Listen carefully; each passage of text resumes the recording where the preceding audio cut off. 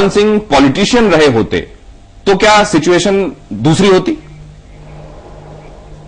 नहीं, मेरा बिल्कुल ये मानना नहीं कि दूसरी होती, और ये बिल्कुल मैटर नहीं करता कि अध्यक्ष बहुत बड़ा शख्सियत है पार्टी में कि नहीं है, या प्राइम मिनिस्टर बड़ी शख्सियत है। मेरा मानना है कि अगर आप, प्राइम मिनिस्टर का ऑफिस बहुत महत्वपूर्ण है, बहुत पावरफुल है, अगर आप उस सीट से चिपके नहीं रहना चाहते हैं, अगर आपके लिए प्रायोरिटी देश की है और उस पद की गरिमा की है, मुझे नहीं लगता कि कोई भी आपको एक सीमा के बियॉन्ड इन्फ्लुएंस कर सकता है। ये लगातार बात आ रही है, ऑलमोस्ट स्टैब्लिश्ड है। मनमोहन सिंह डिक्टेशन लेते थे, इसमें सोनिया गांधी की गलती मैं नहीं मानता। मेरा मानना है ये पूरी तरीके से मनमोहन सिंह जी की जिम्मेदारी है। वो अपनी कुर्सी से चिपके रहना चाहते थे और इसीलिए उन्होंने कॉम्प्रोमाइज किया और देश के प्रधानमंत्री के ऑफिस को क्षति पहुंचाई। मतलब ये क्या पर्सनालिटी डिफेक्ट की तरफ इशारा है क्या? ये उनका पर्सोना ही ऐसा है संजीव? इसमें असल में सोनिया जी की कोई गलती नहीं है कि उन्होंने डिक्टेट किया उनको? देखिए, 1998 में जब सोनिया जी सक्रिय राजनीति में आ चुकी थी और एक मौका आया था कांग्रेस के पास अपना प्रधानमंत्री चुनने का, श्रीमती गांधी उस वक्त भी राष्ट्रपति भवन गई थी और मुलायम सिंह यादव ने बैकआउट कर लिया था, और उस वक्त तो त्याग की बात नहीं आई थी, क्योंकि फिजा में यही बात थी कि सोनिया जी ही बनना चाहती हैं। और उसके बाद आगे बढ़िए 2004 जब तक इलेक्शन लड़ा गया, वो आखिरी दिन की बात है, और पहले दिन वो गई थी, मनमोहन सिंह जी उस वक्त नहीं थे, दूसरे दिन जब दिन के 12 बजे गई, उस दिन मनमोहन सिंह जी साथ थे। तो ये तो अपने आप में अटकल है ही। अब सवाल ये उठता है कि मनमोहन सिंह जब चुने गए थे, राज्यसभा में विपक्ष के नेता थे, राज्यसभा में प्रणब मुखर्जी भी थे, और प्रणब मुखर्जी की सीनियरिटी और मनमोहन सिंह की सीनियरिटी हम सबके सामने बहुत विदित है। बावजूद इसके आरबीआई गवर्नर थे जब ये देश के वित्त मंत्री थे, लेकिन विपक्ष का नेता कौन था राज्यसभा में? डॉक्टर मनमोहन सिंह थे। तो डॉक्टर मनमोहन सिंह की ये एक पात्रता थी, और आज की तारीख में, जी हां, ये उनकी पात्रता थी, वो क्वालिफाई कर गए। और इसीलिए मुझे ये लगता है कि ये जो मॉडल जिसकी हम चर्चा आज कर रहे हैं, ये कोई नया मॉडल नहीं है।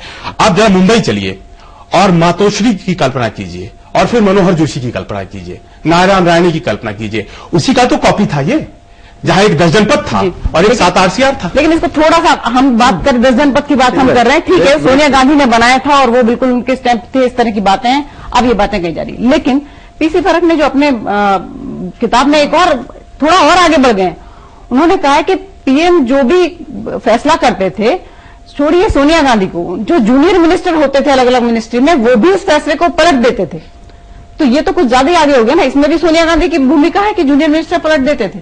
ये अल्टीमेटली जो उनका डॉक्टर सिंह का जो सिलेक्शन हुआ उस पद पे, वो उनकी एक उनके पॉलिटिकल सोच की वजह से भी हुआ। ये कोई एक्सीडेंटल नहीं है, उनका एक्सीडेंट नहीं था। वो पीएम बने या वो सारी जो पॉलिसीज के साथ उन्होंने जो वो पहले वर्ल्ड बैंक में थे, ठीक है, उनको वर्ल्ड बैंक का आदमी जो है नियुक्त किया गया था, और वो उनकी सोच थी उनकी, और वो उसी सोच के तहत वो जो है पीएम भी बने, क्योंकि वो एक सूट करता था, एक जो आइडियोलॉजी जिसको हम कहते हैं, जो न्यू लिबरल आइडियोलॉजी है, वो लेके मनमोहन सिंह जी बहुत ही कंफर्टेबल थे।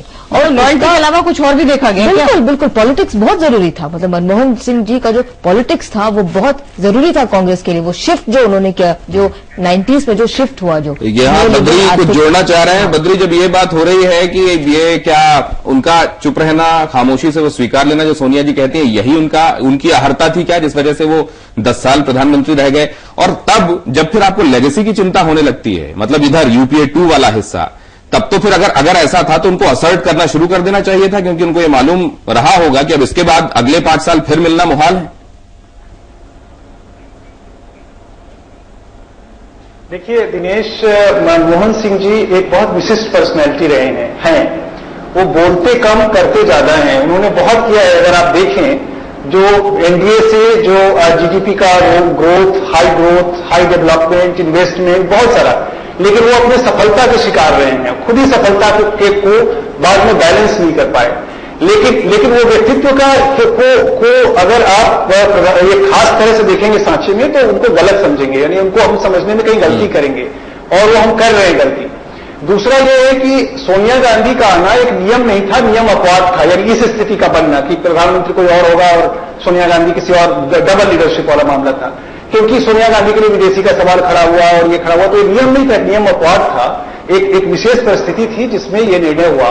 और मनमोहन सिंह जी ने बहुत अच्छे से 8 साल इंडिया को एक ग्रोथ दिया, एक विकास दिया, और उसके बाद उस विकास की जो अगली चरण थी, अभी वो तो उपलब्धियां हो गई, वो तो हमने देखिए हमने वो मैनिफेस्टो में देखा। अभी जो बात हो रही है विकास है, उस पर सवाल नहीं, मतलब पॉलिसी पैरालिसिस की बात आ गई। विकास किसने किया, नरेगा किसने किया, पार्टी को उसका सारा क्रेडिट दिया जाता है। लेकिन अब सवाल ये हो रहा है कि क्या वो कुछ करते भी थे वहां पर, क्या वो कोई फैसला करते भी थे, इस पर सवाल उठाया जा रहा है।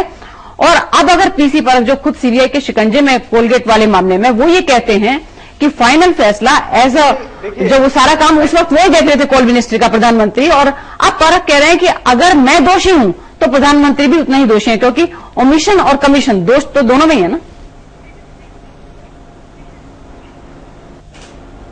हाँ, देखिए ये जो मामला है, ये दोनों किताबें हैं, उनका फॉर्म भी बहुत इंपॉर्टेंट है, किस फॉर्म में लिखी गई हैं।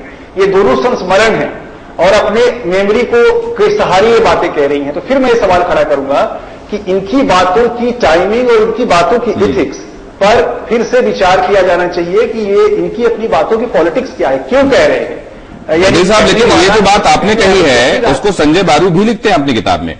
उन्होंने लिखा है कि कई बार प्रधानमंत्री को मैं ये कहता था कि अपनी उपलब्धियों के बारे में आप मुखर होकर चर्चा क्यों नहीं करते, और उस पर पीएम का जवाब ये होता था कि मेरे काम को मेरे हिस्से की बातें करने दीजिए, मुझे चुप ही रहने दीजिए। लेकिन क्या पीएम का काम सिर्फ पार्टी अध्यक्ष की पार्टी की बातें सुनना है या इसके अलावा कुछ है, और अगर है तो इस पर फिर संतुलन बिठाना कैसा काम है? लोगों ने यह कहा। नहीं, देश की बात सुनना मेन काम, उनके देश की बात ही सुनना है, देश के नागरिकों की बात सुनना है। प्रधानमंत्री को सबसे पहले देश की जनता को क्या जरूरत है ये चीज सोचनी चाहिए, ना कि उसको डिसीजन क्या मिल रहा है, उसको ऊपर से ऑर्डर्स क्या मिल रहे हैं या किसी तरह। बिल्कुल उसको जनता के हित में काम करना चाहिए। नहीं, अपना खुद का भी कुछ डिसीजन लेना बहुत जरूरी है। देश, राष्ट्र, जनता सबकी बात को लेकर ही चलना है। पीएम का मतलब क्या होता है? चलिए, तो देश की बात सुननी चाहिए। जाहिर है जो लोग अपने प्रधानमंत्री के तौर पर मनमोहन सिंह को वहां बैठा हुआ देख रहे हैं, उनको ये बात नागवार गुजरेगी ही कि असल में वो 10 जनपद के इशारे पर ऐसा कर रहे थे। लेकिन 10 जनपद को भी तो आखिरकार वोटों की चिंता है, और वोटों के लिए किया वो जाना चाहिए जो जनता को पसंद आए। तो इसमें आखिरकार तो वही हो रहा है जो जनता चाह रही है।